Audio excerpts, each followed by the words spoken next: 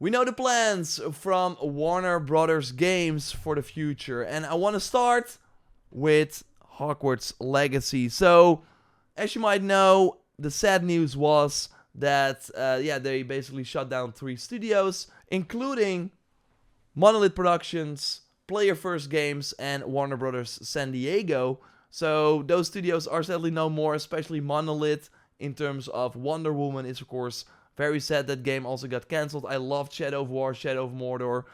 I will kind of get more into what happened there. But first, I want to look at, okay, so they just put out Suicide Squad, that didn't work out. They just put out Quidditch Champions, which did not work out. Multiverses, of course, so Player First Games was the Multiverse developer. That is now also gone.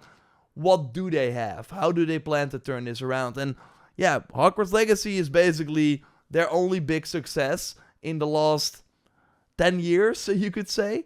So, yeah, they're doubling down on that. In the report from Jason Schreier, who also was one of the first to report on the fact that these studios were closing down, he says once again that there's DLC planned for the game, but also that the sequel, which is further out, DLC in the form of the Definitive Edition, as I showed you here as well, should include 10 to 15 hours of additional content, new story quest, side missions. So if you basically already own the game, you can just get this DLC separately. And I really think we will see it announced in the coming months. But yeah, the sequel is of course further away.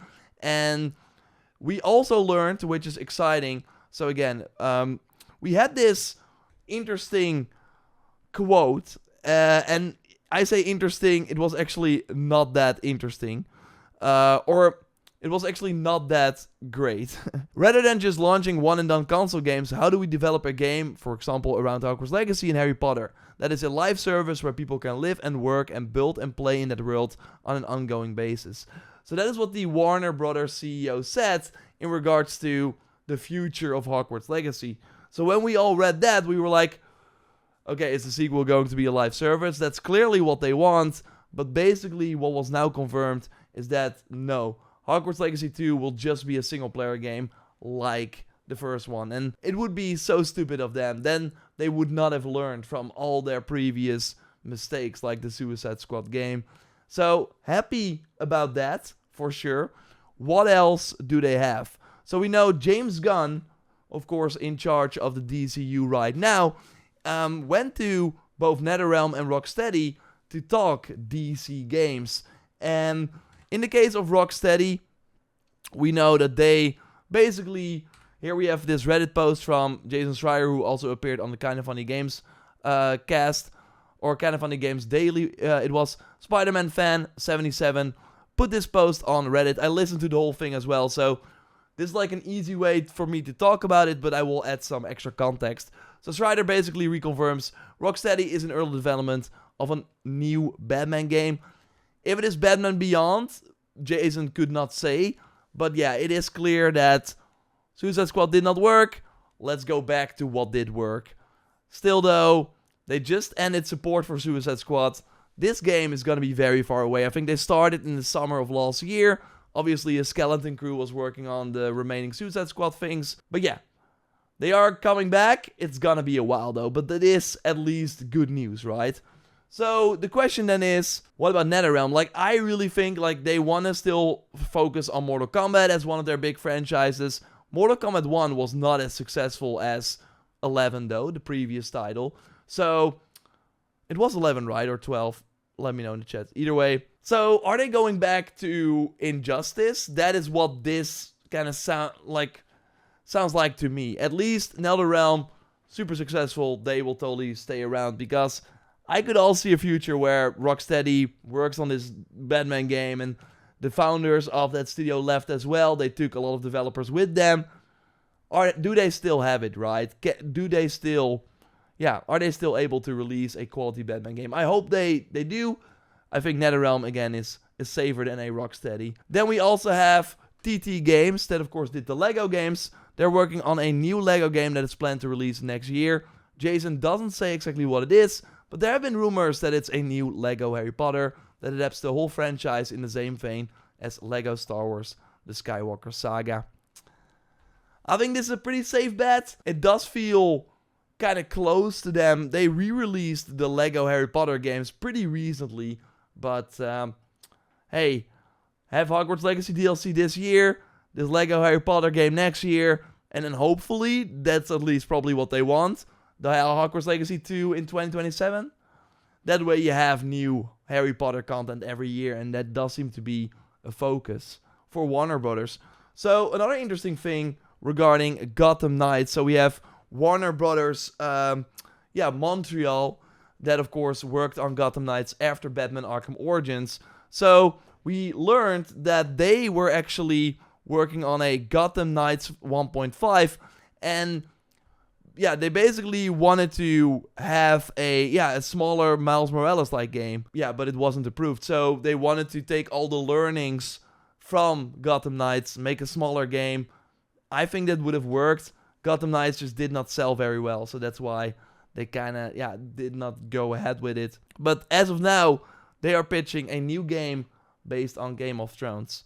So the Gotham Knights team making a Game of Thrones game, a AAA Game of Thrones game. It's kind of wild to me that we still have not seen a AAA open world action RPG in the Game of Thrones world. But that is totally something that Warner Brothers at least wants to do in the coming years. Although, if they're now pitching it, this is going to be like a 2030 game at the earliest. Because, Gotham Knights was in development for a long time too. And then we also, Monolith, sadly, that of course is gone. I talked about it in the Sunday video as well, of course, on the main channel. Every Sunday we round up the gaming news. I wanted to go a bit more in depth on the Wonder Woman stuff there because it's such a fascinating story and also kind of a sad story. Because at the point they arrived at, I totally get why they did not do it. But I do think if management was better, then we would have seen then maybe it could have worked out. I want to look at this, and it's kind of sad to look at this. We go to a DC Cinematic Reddit where we see what the Wonder Woman game could have been. So this is concept art for the Wonder Woman game. It just looked awesome. I think the lasso mechanic, having the enemies tell the truth then or something, that would be I think that's such a fun mechanic with the Nemesis system, for example, fighting huge beast. This just looks insane. And I'm not even a huge fan of the character. I just saw a Shadow of War type game in the Wonder Woman universe. Look at how beautiful this world is. And my imagination ran wild. And that was always my, a thing that I just did not really like about the Shadow of War and Shadow of Mordor games. It's in the title, it is in Mordor.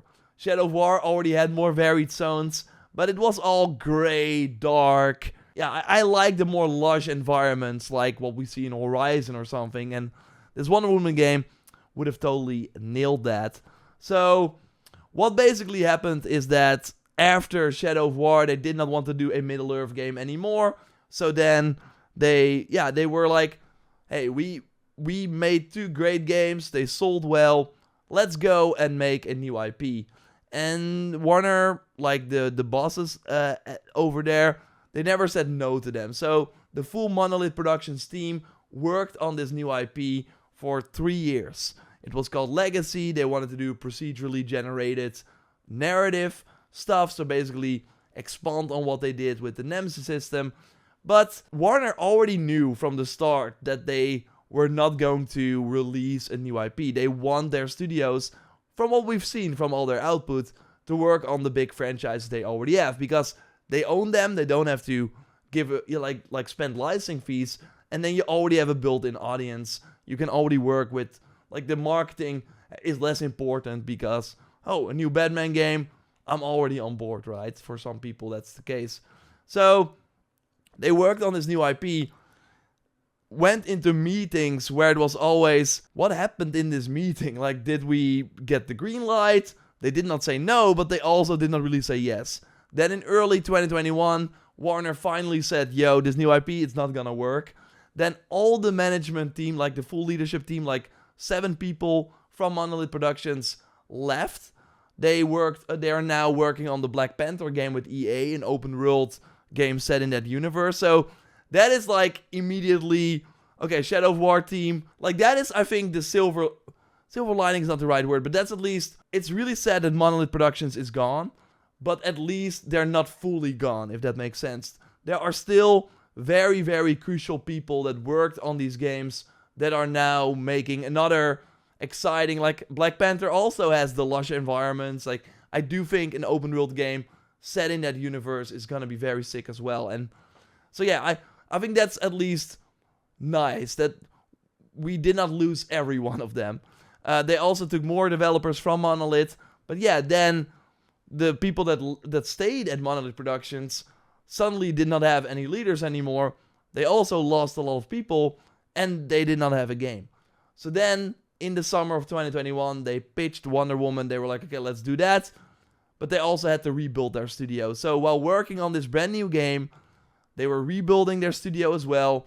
They were working on their own engine. People that knew their engine very well, that usually would help with technical stuff, they were gone. So they had to figure things out. It was just very hard in general. And then in early 2024, yeah, they rebooted the game. They wanted to implement the Nemesis system in Shadow or in Wonder Woman and focus more on the friend aspect instead of the enemy aspect, so that your friends remember what you did, that you maybe have to save them, maybe they will turn on you. I think it could have been very cool, but they could not make it work. So they rebooted it, made it more into a God of War game, but in that early 2024 window when they did the reboot, they already spent 100 million on it. And it was like, at one point, you're looking at the current situation at Warner as someone who has to approve the budgets and be like, okay, so you already spent 100 million on this game. You're now rebooting it. How many years do you need? Another 4 years? Okay, then we're looking at 2028. 200 million. We have to market it as well. 300 million in total. How are we gonna get that money back on a Wonder Woman game that does not really have this built-in audience like the Middle-earth games? We don't even know if you guys can make it work before 20 or in 2028.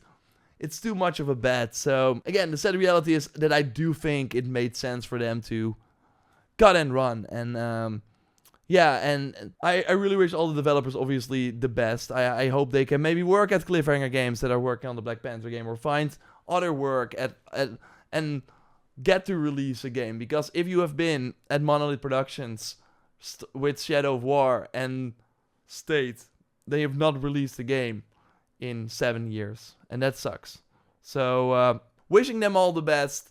Again, in the near future, Warner will launch Hogwarts Legacy DLC, a new Lego game 2026, Hogwarts Legacy 2, maybe Injustice 3 from NetherRealm, a new single-player Batman game, and maybe a Game of Thrones AAA game. We will have to wait and see though how it all shakes out. But let me know, of course, what you think in the comments. Check out our recent video by clicking on the screen, and I will speak to you very soon. Goodbye.